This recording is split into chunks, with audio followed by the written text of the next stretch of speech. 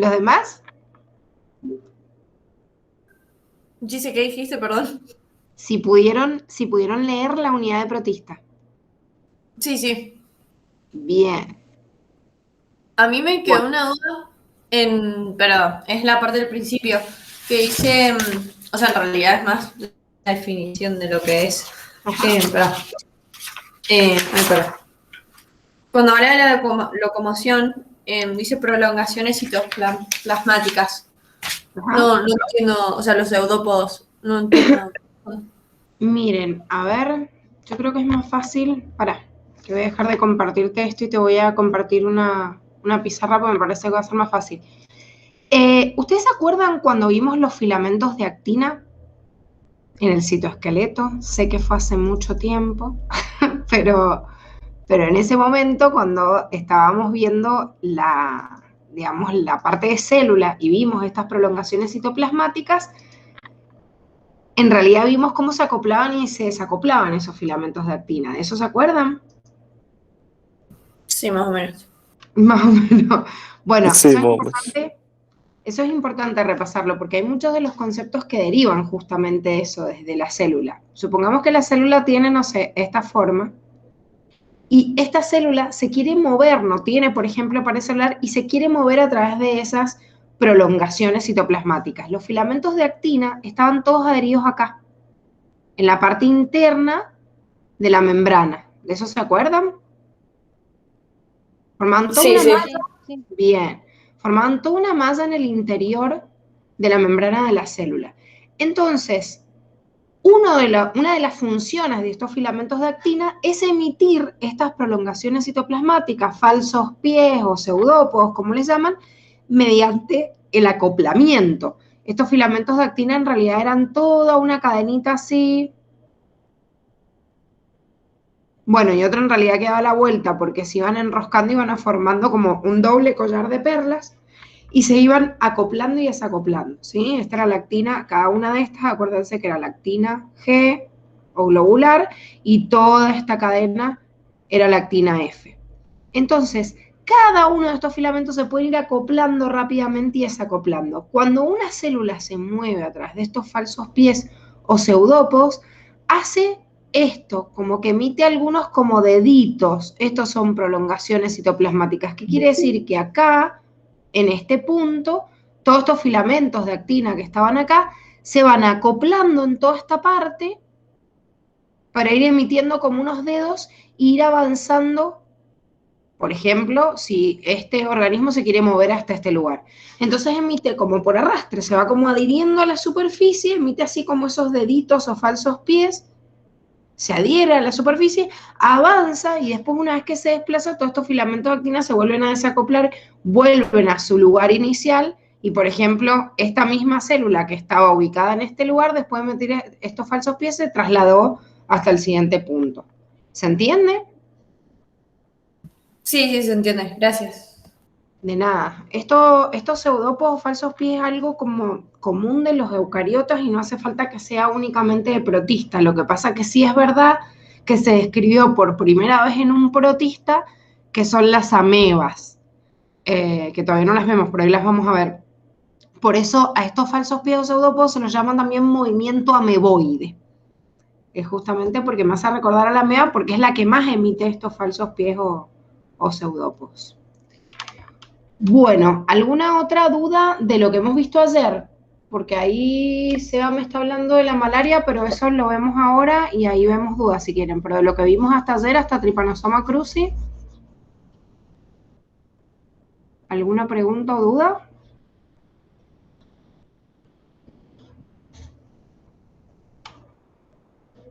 ¿No?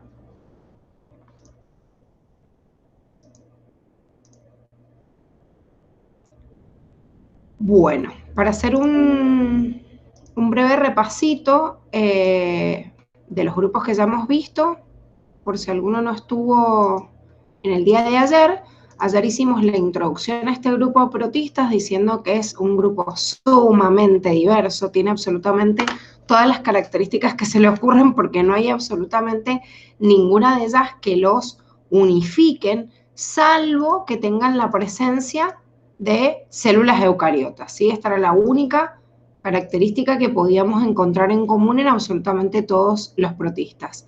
Presentamos la clasificación general de los protistas de acuerdo a este cuadro, que es el que tienen que analizar de su cuadernillo, porque son todos los grupos en general, obviamente, que Campbell y Riis, les pide que sepan de este tema, que es de donde estudiamos reino protista, y dentro de esos habían algunos que íbamos a desarrollar y otros que no. Entonces fuimos descartando los grupos que, si no hay, por ejemplo, productores de patologías para el hombre, como en el caso de estramenófila, de cercozoa, radiolaria, ni siquiera veíamos alguno como característica. Entonces ahí pasamos a ver algunos ejemplos, características puntuales y ejemplos de cada uno de ellos. Por ejemplo, del primer grupo, de diplomonadida y parabasala, habíamos visto que dentro de las diplomónadas nos teníamos que acordar de Ayardia intestinalis, que produce la yardiasis, y en parabasálidos de tricomona vaginales, que si bien era un habitante normal en la vagina de la mujer, produce infecciones como oportunista. Dentro de Euglenoszoa dijimos que los euglénidos no lo íbamos a ver, pero sí íbamos a ver los cinetoplastios, y dentro de esos cinetoplastos vimos las características generales de todos, leishmania, que produce leishmaniasis o leishmoniosis a través de una picadura de la mosca tsetse, y por otro lado a trypanosoma, que trypanosoma, no solo Trypanosoma cruzi es productor de la enfermedad de Chagas, sino vimos otros tripanosomas también, Brucei y Trypanosoma rhodesiense, que causan la enfermedad africana del sueño y también lo hacen a través de un vector, ¿sí? Hasta ahí habíamos visto ayer y hoy vamos a empezar con el grupo alveolata. Nos saltamos algunos de los otros, como les dije, de los otros grupos que no vamos a ver, y vamos a arrancar desde alveolata. Dentro de alveolata hay 3 grupos. De acuerdo a ellos, en realidad el primero que se separó fueron los ciliados, y después otro nivel, o sea, otro evento de cladogénesis separa a los dinoflagelados con apicomplexa. Pero dentro de los ciliados no hay como ningún representante importante que digamos, sea patógeno para el hombre, entonces la Facu lo ha sacado. Igual, a mí me gustaría mencionarles, porque me parece significativo para que más o menos se orienten. Dentro de este grupo, que antes lo estudiaba la Facu y no sé por qué lo sacó, está el Paramecium. Vieron que Paramecium se los han nombrado un montón en la unidad 2, en la unidad 1, en la unidad 3, en permeabilidad, en ecología. O sea, Paramecium se los han puesto de ejemplo muchas veces, que es un organismo unicelular. Es más, se le ven todos esos pelitos que son todos estos cilios que van alrededor. Me compararon a Paramecium caudatum y aurelia cuando estábamos en ecología, comparando de hecho los nichos. O sea, es un organismo que me parece que no solo es de vida libre, sino que es re importante porque lo ponen de ejemplo en los parámetros fisiológicos siempre. Así que, por más de que la Facu no les pida saber, sí me interesaría que por ahí recuerden esto ustedes para orientarse, porque por ahí cuando ven en alguna unidad y repasan la palabra Paramecium y como nunca después lo vieron en la clasificación, dicen, ¿y Paramecium qué era? Y por ahí se confunden y piensan que es una bacteria o un hongo o bueno, no sé, no saben qué es porque en realidad nunca lo estudiaron en la clasificación. Por lo cual considero una torpeza absoluta haberlo sacado, pero bueno, igual no se los vamos a dar porque la Facu lo sacó, pero bueno, sepan que están en este grupito, que no vamos a ver las características en general. Ahora, de todos estos, o sea, como vemos las características principales, primero de todo el grupo de alveolata, en alveolata los organismos pueden ser heterótrofos, pueden ser autótrofos, pero también son unicelulares. Eso quiere decir que también están formados por una única célula y que después obviamente se puede diversificar en cada uno de los grupos si existen colonias o no, ¿sí? O sea, si hay agrupaciones de organismos, pero nunca esa colonia llega a formar la pluricelularidad. Una particularidad que en realidad sí se han encontrado como los eslabones o sea, las cadenitas entre medio que se parten o los eventos de cladogénesis en cada una de estas ramas principales que son las que les muestran acá, y por eso consideramos del cladismo que este alveolate es un grupo monofilético, o sea, monofilético desde acá. Desde acá. Y uno dice, ay, pero si todos los que estábamos estudiando se veían como monofiléticos, o sea, porque había un punto y salía todo el grupo, pero en realidad no, chicos, o sea, esta clasificación que estamos viendo es una simplificación absoluta de un montonazo de grupos que existen y se piensa que hay algunos eslabones que están perdidos y que no encajan perfectamente o que pueden formar parte de clasificaciones parafiléticas y polifiléticas, o sea, que no se conoce con certeza si realmente es monofilético, pero digamos que ha reunido, o dentro de lo que se ha podido estudiar, ha reunido la mayor cantidad de todos los clados descriptos y se considera que han logrado justamente unirlos a todos y por eso que es un grupo monofilético. O sea que es una clasificación no solo de su parecido, digamos, externo en algunas cosas o algunos componentes importantes como estos alvéolos y vesículas que le dan el nombre, sino además de esto que comparten un árbol o una relación filogenética. Más allá de estos alvéolos y vesículas, que es como el rasgo distintivo, de ahí ven el nombre alveolata, tienen como unos globitos, o sea, como unas burbujitas debajo de la membrana, que a esto se le llama, o sea, son vesículas en realidad, pero llenas de gas, entonces aparecen como burbujas, ¿sí? Por eso les llaman alvéolos, o sea, son como redonditos y llenos de gas adentro, probablemente quizás para moverse o no, quedaron como resabio de algo, o sea, como, digamos, como un saquito para flotar o estabilizar, justamente como dice acá en la superficie, pero también después empezaron a encontrarse algunas de estas burbujas que no solo estaban impregnadas por gas, porque estaban en un lugar y tenían una forma de moverse específica, no necesitaban hacerlo a través de flotación por estas burbujas, y encontraron algunos de estos alvéolos o vesículas que almacenaban otros componentes, como por ejemplo agua o iones o reservorio de otras sustancias particulares que se consumen mucho dentro de la célula, como por ejemplo el calcio, ¿sí? Entonces empezaron a encontrar distintas funciones. Sí es verdad que están estos alvéolos y que yo veo como estas vesículas cerca de la superficie, pero la verdad es que hay muchas hipótesis de cuál es la función de esa vesícula y también puede ser que varíe en cada uno de los grupos. Dentro de estos tres grandes grupos que nombramos recién, hay una distinción muy importante, más allá de los alvéolos que los unifica, y es la forma de moverse. Si ustedes se fijan en la palabra dinoflagelado ya me habla de que hay algo tiene que ver con un flagelo. El dinoflagelado es un tipo de protista que se mueve por flagelos, a diferencia de los ciliados que se mueven por cilios, obviamente, y el último grupo, apicomplexo o esporozoos, son organismos que no tienen una estructura específica de movimiento, no tienen un flagelo o no tienen cilios que le permitan esto. Entonces se mueven a través de la flexión. Flexionarse significa mover o arrastrarse, pero ojo que hay distintas formas de arrastrarse. Por ejemplo, recién estábamos viendo los pseudópodos, y esos pseudópodos o falsos pies es una forma de moverse por arrastre, pero es por acople y desacople de los filamentos de actina que están pegados a la membrana. En cambio, moverse por flexión es porque hay algún tipo de proteína en el interior de la célula que permite el proceso de contracción y relajación, ¿sí?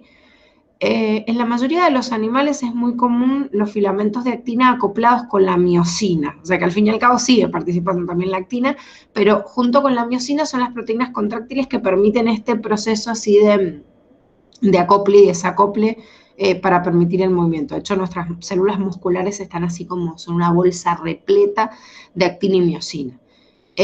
No son las únicas proteínas contractiles que existen, pueden haber otras, sí, la actina está y forma parte de todos los filamentos o microfilamentos o filamentos de actina que estaban en el interior, y eso también existe en las células de los protistas, pero puede ser por el acoplamiento de otro tipo de proteínas, porque no todos los esporozoos tienen lo mismo, pero logran moverse por flexión, ¿sí? O sea que fíjense la distinción que hay entre esos tres. Bien, vamos a los dinoflagelados. Los dinoflagelados dijimos que se mueven por flagelos, ¿sí? Como dijimos recién, son unicelulares, pero estos son coloniales, o sea, tienen tendencia a estar como todos muy juntos en una gran colonia, entonces durante algún tiempo se pensó que iban a encontrar algún organismo que fuera pluricelular. Estos organismos son generalmente fotosintéticos, solo algunos de ellos son heterótrofos. Y la verdad es que es raro porque vieron que como la facultad nos sacó la mayoría del contenido, no hemos visto así como fotosintéticos, la mayoría de los que hemos visto eran heterótrofos porque son parásitos para el hombre. Sin embargo, este grupo no, y ya vamos a ver por qué la importancia de analizarlos o por qué tiene que ver por ahí con el hombre. Pero en realidad son fotosintéticos que son componente principal del fitoplancton. O sea, que forman parte del fitoplancton acuático y dentro de todos los organismos que hacen gran producción en el océano están también estos dinoflagelados. Solo si se agotan, o sea, de acuerdo a la sombra por ahí que hay debajo del mar, no llega la suficiente cantidad de luz, si se agotan todos los minerales, pueden llegar a ser heterotróficos. Lo más común es que sean fotosintéticos. Estos dinoflagelados obviamente se desplazan por flagelos, que es obviamente lo que tienen descrito acá, son perpendiculares uno con respecto al otro. O sea, hay uno que es transversal, como me está mostrando acá. Esto que ustedes están viendo acá es como un flagelo que da la vuelta y que puede permitir el giro, y el otro está en la posición, bueno, opuesta obviamente a la cara anterior por la cual se desplaza, o sea que tiene un flagelo longitudinal, no perpendicular, y siempre están así, perpendiculares entre sí.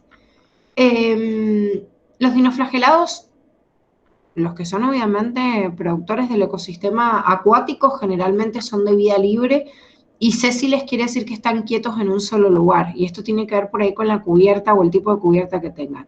Pero hay muy poquitos que son parásitos endosimbiontes, pero no lo van a hacer con el ser humano. Recuerden que son de vida acuática. Hay algunas formas acuáticas con las cuales pueden llegar a presentar esta relación, pero la mayoría de ellos son grandes productores del fitoplancton acuático.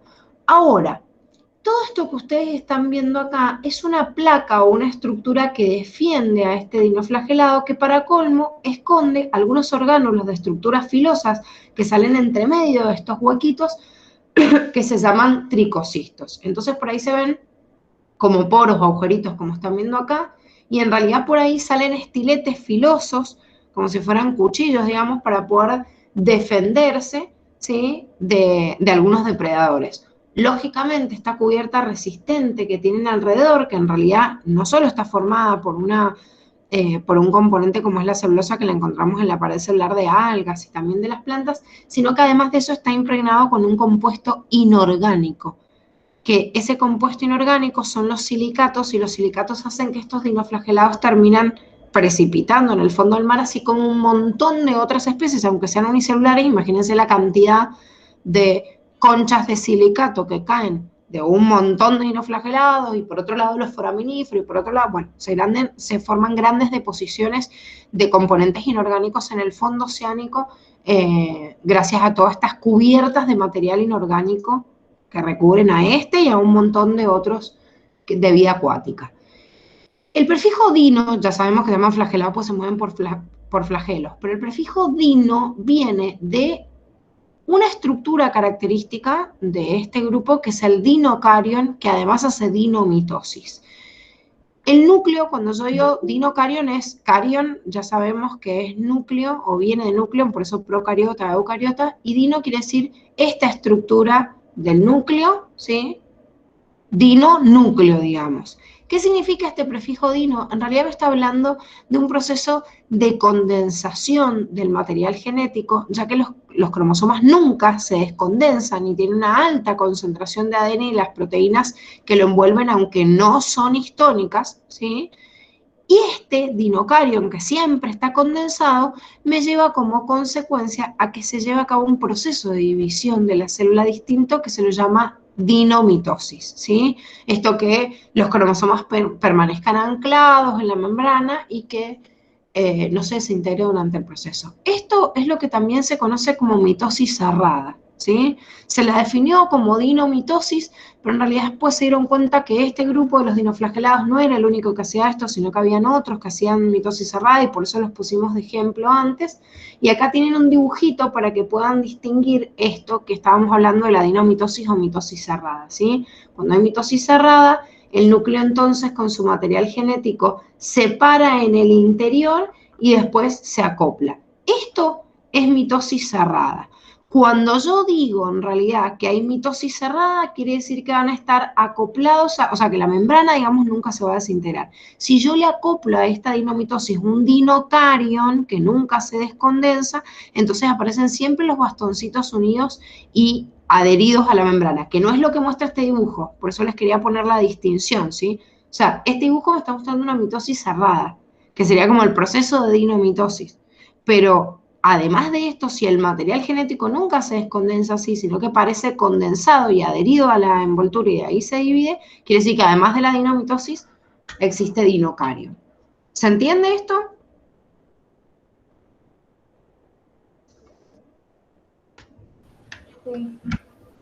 O sea, que hacen la mitosis cerrada, pero además tiene una diferencia más, que es por eso que le ponen dinomitosis. Exactamente.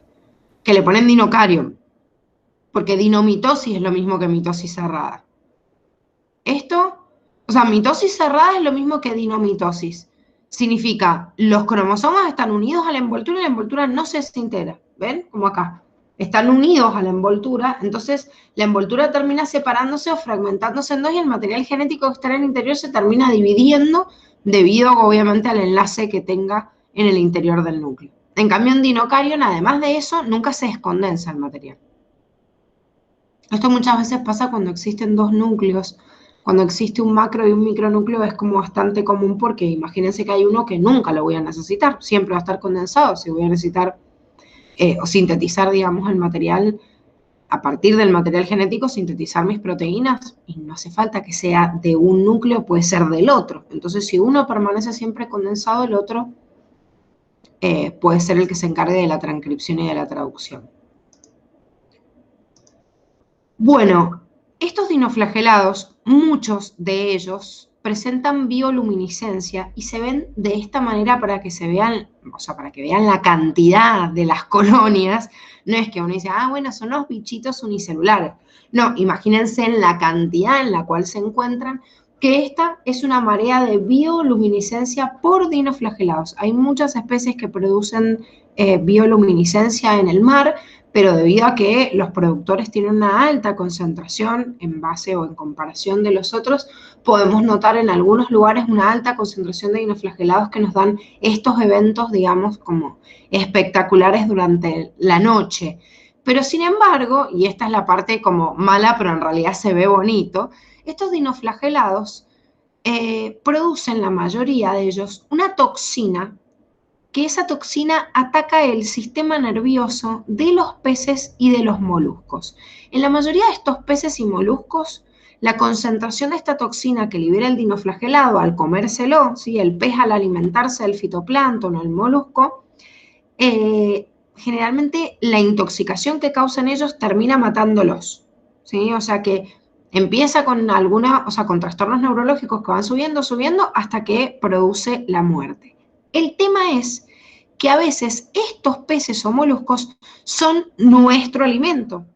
Entonces, la alta concentración en realidad la logran más que nada los peces o los moluscos, pero nosotros al comer ese animal que está contaminado por la toxina de dinoflagelado, también se produce una intoxicación que me puede dar una intoxicación paralítica de determinados músculos que en casos como muy graves puede llegar a un cuadro de insuficiencia respiratoria grave, pero la verdad es que para nosotros la mayoría de las veces no es mortal, sino que causa este proceso de insuficiencia respiratoria y hay que tratarlo obviamente hasta que se calme el cuadro, pero es porque a nosotros no nos llega tanta concentración como le llega al pez o al molusco, en donde ya procesó la mayor cantidad de esa toxina y en realidad la acumulación que ellos tienen a nivel del tejido, nosotros también lo procesamos por vía digestiva y llega menos cantidad de la toxina en sangre. Entonces, por eso el cuadro, digamos que es más leve.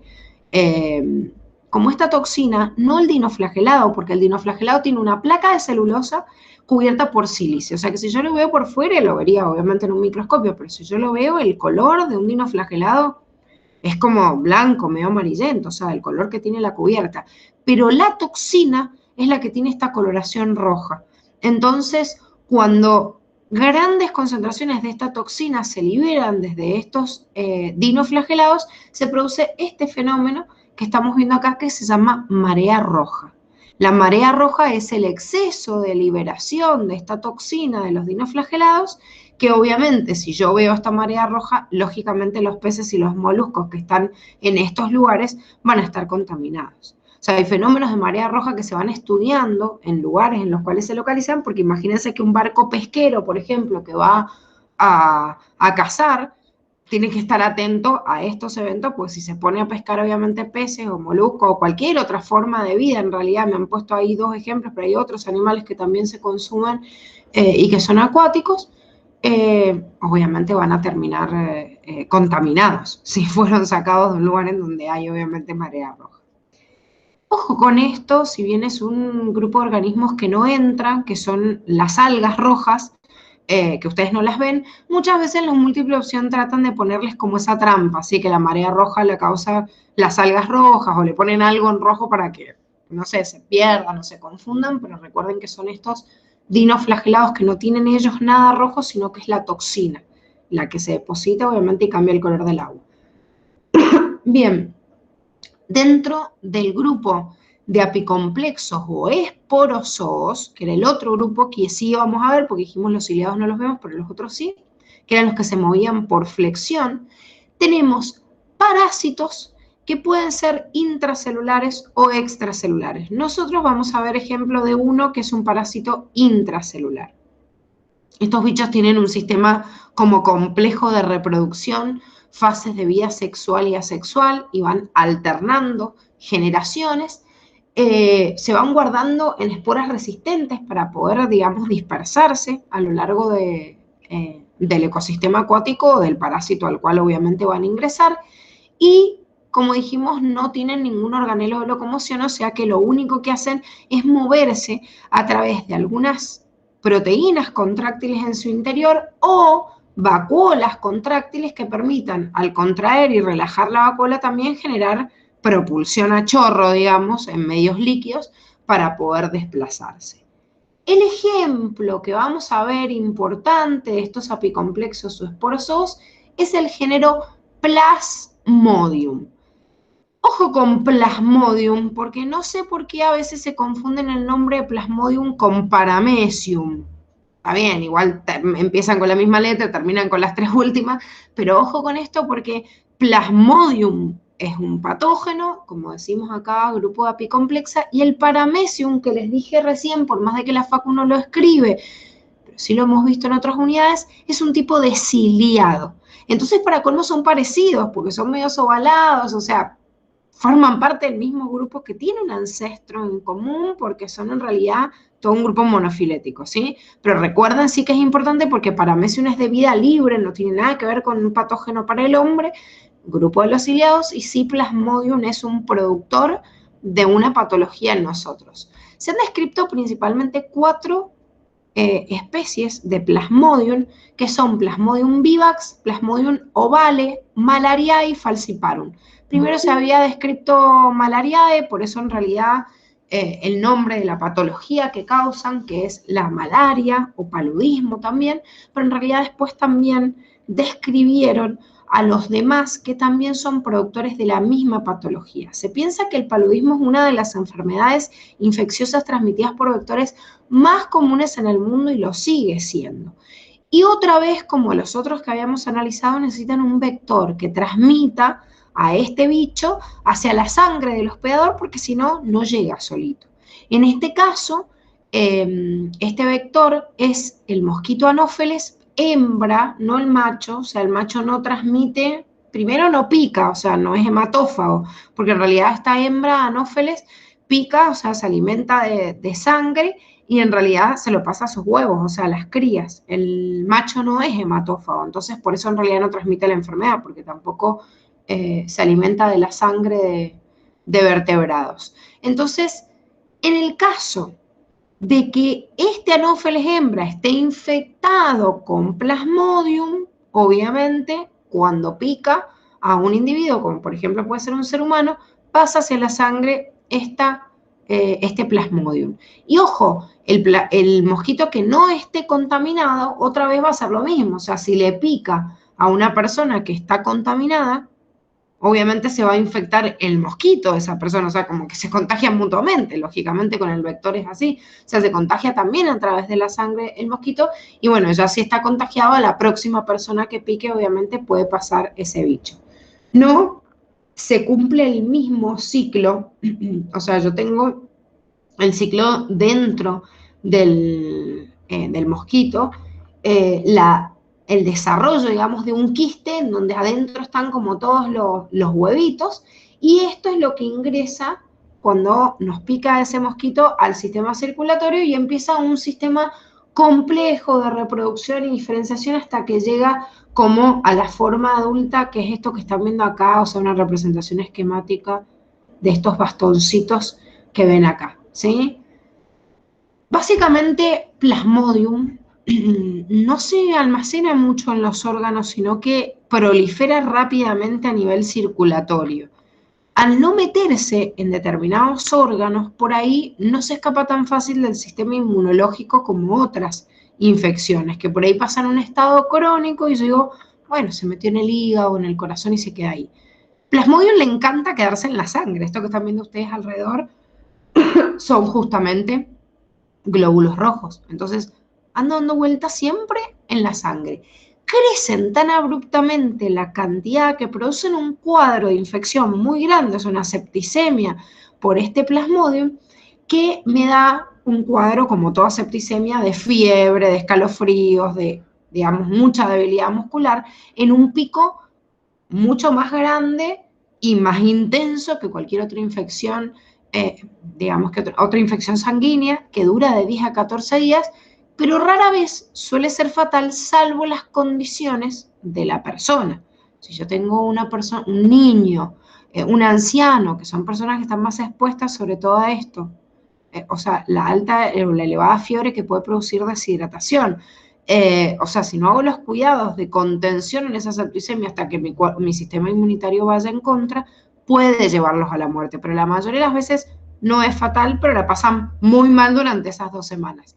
Ahora, se descubrió que varias cepas de este caso de Plasmodium, pero falciparum, de los 4 que habíamos descrito, sí es potencialmente letal. O sea, generalmente no causa esta infección 10, 14 días, sino que se prolonga, es mucho más elevado, desestabiliza mucho más al cuerpo y termina matando al individuo. O sea, que de las 4 especies, digamos que Falciparum sería como la nominada a la más peligrosa.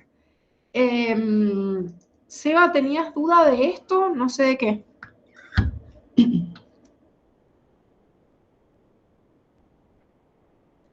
¿O alguno tiene duda hasta acá?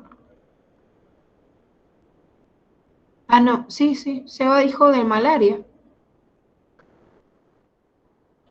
Ah, ya se entendió bien, bien. Acuérdense que igual, como yo les dije, estas imágenes de los ciclos se las he puesto así como a nivel general para que las vean, pero bajo ningún punto de vista las tienen que estudiar porque no las tienen ni siquiera en el cuadernillo, ¿sí? O sea, es nada más quien lo transmite y para que ustedes puedan ver así fácilmente si hay 1 o 2 huéspedes. Otra vez acá el huésped intermediario sería Anófeles y el huésped definitivo somos obviamente nosotros. Bien, como dijimos, a continuación de estos grupos,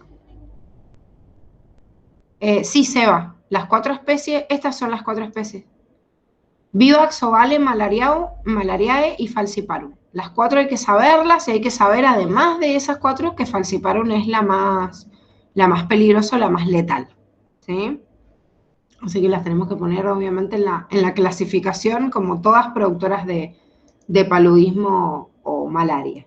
Bien, como dijimos a continuación de este grupo, que estaba Astramenófila, Cercozoa y Radiolaria, eran grupos que no íbamos a ver, o sea que damos un pequeño salto y nos encontramos en Amebozoa.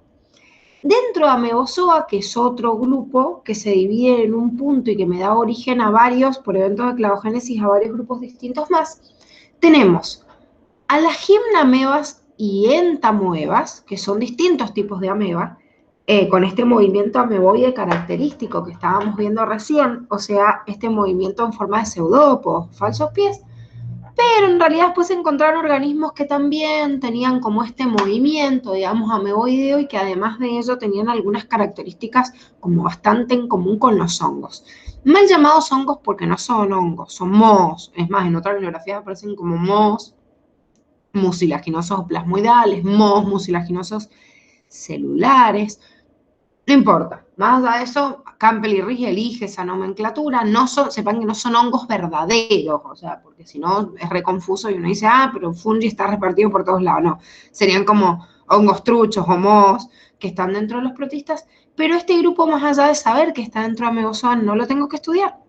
O sea, otra vez es un grupo de organismos que en realidad no producen ninguna patología en el hombre. O sea que vamos a ver solo algún ejemplo de gimnamoeba y entamoeba. Dentro de este grupo, de las gimnamoebas y entamoebas, son unicelulares, son heterótrofos, como les dije, todos los ejemplos que nosotros vemos son unicelulares, son heterótrofos productores de patologías, salvo dinoflagelados, pero todos los demás que vemos siempre es porque son patógenos. Sí, Emi, decime. La parte que dice Curtis clasifica dentro del grupo de los risópodos, o sea, dentro de esos... No, ¿sabes por qué? O sea, no entiendo por qué.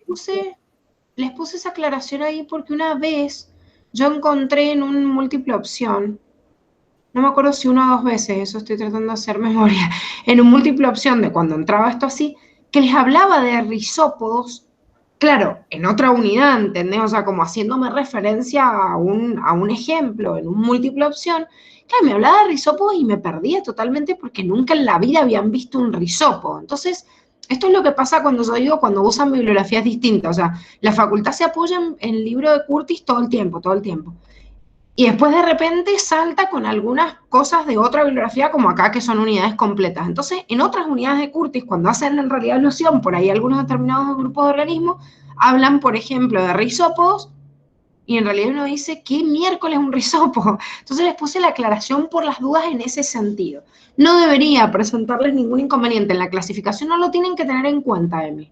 ¿Sí? O sea, es la clasificación que estamos viendo acá. Es por esto, es para que sepan que es como un sinónimo, porque Curtis lo llama así, si aparece en otra unidad como haciéndole alusión a un determinado tipo de organismo con alguno de esos nombres, digo, esto es la homología de la clasificación en realidad como me lo iban a tomar.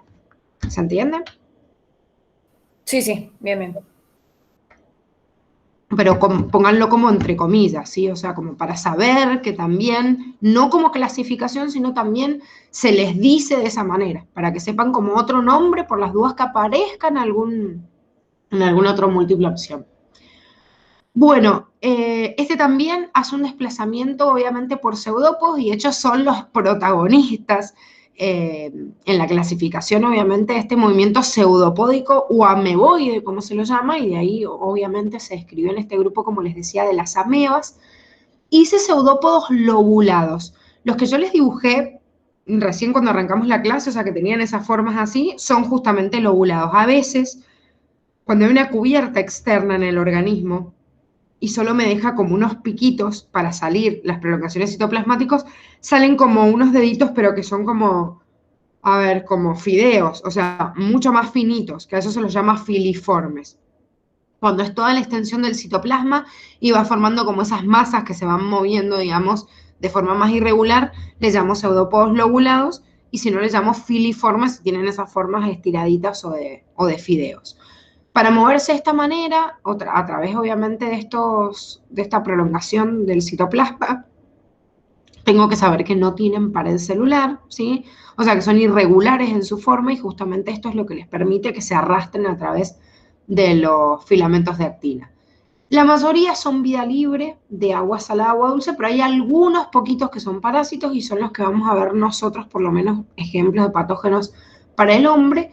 Adentro tienen dos grandes vacuolas, una vacuola nutritiva y una vacuola contráctil en el interior de esta ameba, una que permite justamente almacenar nutrientes y la otra que al contraerse permite el movimiento para ayudar a este movimiento pseudopódico. Y solo algunos de ellos pueden presentar flagelos, de los que vamos a ver nosotros como ejemplo ninguno.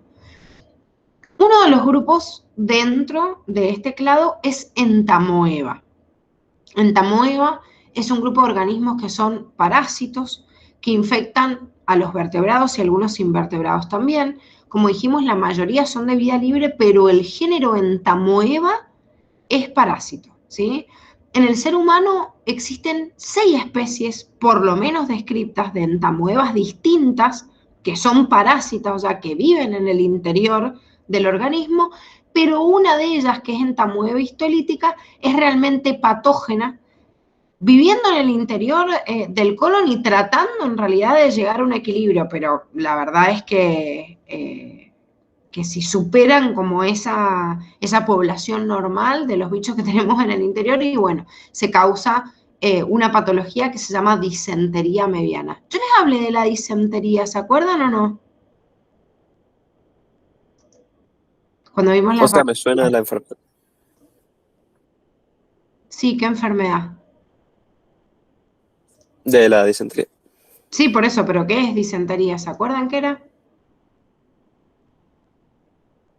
O sea, ¿qué características yo veo en la disentería? Una úlcera. Bueno, la úlcera no la veo, porque la úlcera está por dentro, digamos. Entonces, ¿qué digamos, resultado yo veo de esa úlcera sangrante?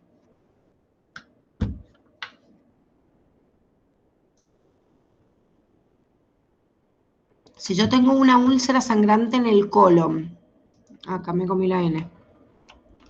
¿Tenía algo que ver con la diarrea, puede ser? Bien, o sea, si yo estoy lesionando la pared del colon, tengo diarrea mucosanguinolenta. Significa que se produce con mucho moco, con mucha ruptura de la pared, con residuos de la pared, con sangre, ¿sí? Sangre que también está más fresca, porque cuando yo tengo una úlcera, por ejemplo, gástrica, de aquí que desde el estómago baja toda esa sangre, baja como mucho más coagulada. Entonces yo en la diarrea, cuando tengo una úlcera gástrica, veo la sangre pero de color como negro, medio petróleo, porque ya está como prácticamente coagulada. En cambio, cuando yo tengo una úlcera sangrante en el colon, la sangre aparece mucho más fresca en la materia fecal, ¿sí? Entonces yo veo pus, sangre, moco, todo junto, ¿sí? Eso es una disentería. La disentería bacilar era la que producen determinados bacilos, que son bacterias, como ya hemos visto, pero en este caso la disentería meviana es causada por amebas, y las amebas siempre son protistas, o sea que estarían obviamente dentro de ese grupo, ¿sí? Cuando esta entamoeba histolítica atraviesa el colon, empieza a subir, a ascender por la circulación sanguínea y puede llegar a otros órganos, como por ejemplo el hígado. Y esos cuadros hepáticos son como bastante graves, o sea que depende en dónde yo la encuentre y cómo se distribuya, va a ser la forma, lógicamente, en la cual va a causar una determinada sintomatología u otra. O sea, si se almacena en el hígado o se almacena en otro órgano.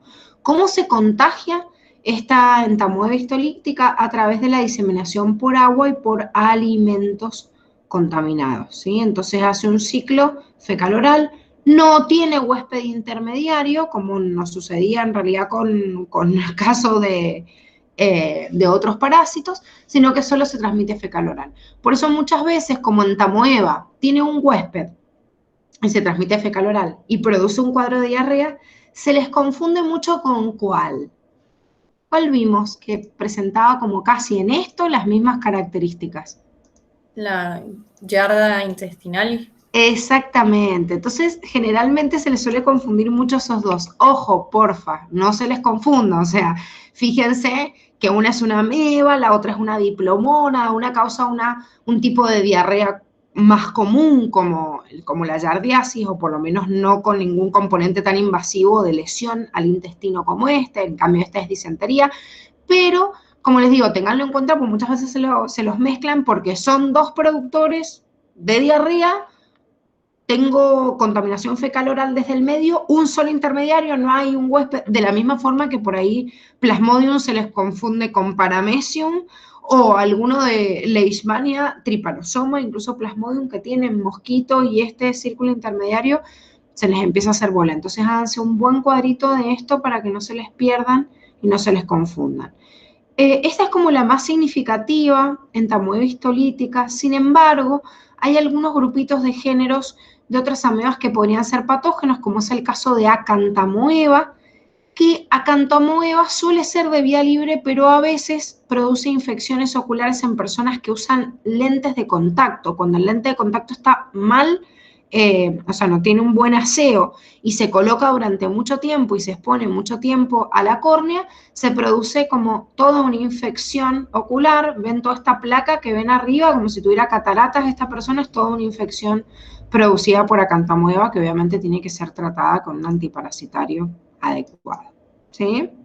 No es tan común, pero bueno, puede pasar. Aparte, es sumamente doloroso porque esto puede lesionar el bordecito y producir una úlcera en la córnea, que dicen que es una de las sensaciones más desagradables de las tantas que existen. No sé, a mí nunca me ha pasado, pero ojo, si usan lentes de contacto, cuídense. Bueno, chicos, esto es todo lo que vemos de protista, ¿sí? O sea que no es más, y los que han terminado de leer la unidad van a ver que es sumamente cortito, ¿sí? Díganme si hay alguna duda. Les aviso que no terminamos porque vamos a empezar la otra unidad, porque también No, es de mi parte, cortito. nada, ya. Bien. ¿Los demás?